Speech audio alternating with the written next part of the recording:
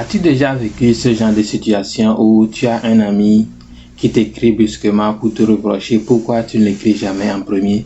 Peut-être c'est un ami, vous avez l'habitude de vous écrire auparavant, mais avec le temps, tu es un peu pris par la vie et tu ne l'as pas écrit en premier, lui t'a écrit plusieurs fois en premier et tout à coup, brusquement, il t'écrit pour te dire et toi, si on ne t'écrit pas, tu ne vas jamais écrire aux gens en premier, ce n'est pas bien, arrête de faire ça.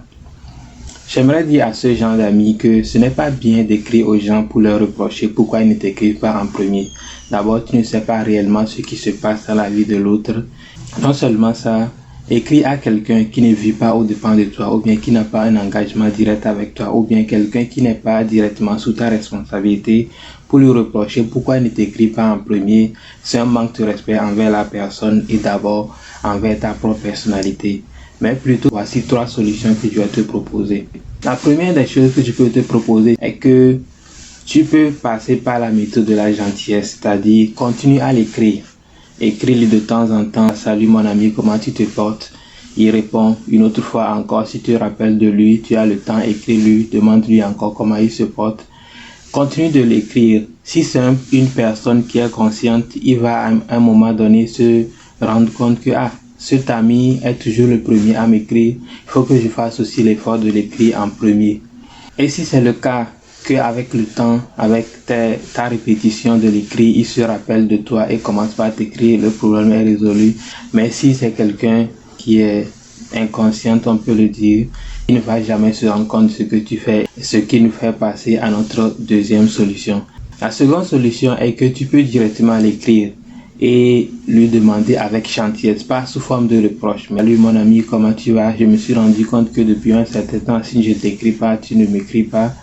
Qu'est-ce qui ne va pas? Est-ce qu'il y a un problème? Est-ce que je t'ai offensé d'une manière ou d'une autre? Dis-moi. Et la personne peut se rendre compte que, mon frère, excuse-moi, ou bien ma soeur, excuse-moi. Ce n'est pas volontaire. Peut-être que je t'ai occupé ou bien je t'ai pris par certains trucs. Il n'y a aucun problème. Tout va bien entre nous. Donc ne le prends pas mal. Et avec ça, la personne peut se rendre compte que, j'ai oublié un peu mon ami, bien mon frère, ma soeur. Je vais faire l'effort maintenant de me rappeler de lui. Et tu vas voir que peut-être qu'avec cette petite remarque, les choses vont s'arranger et votre amitié va revenir.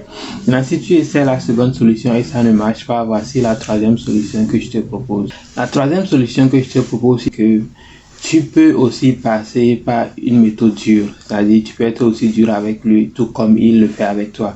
Mais d'abord, assure-toi d'abord qu'il va bien. Et la première des choses, c'est de s'assurer qu'il va bien avant de couper la communication entre toi et lui.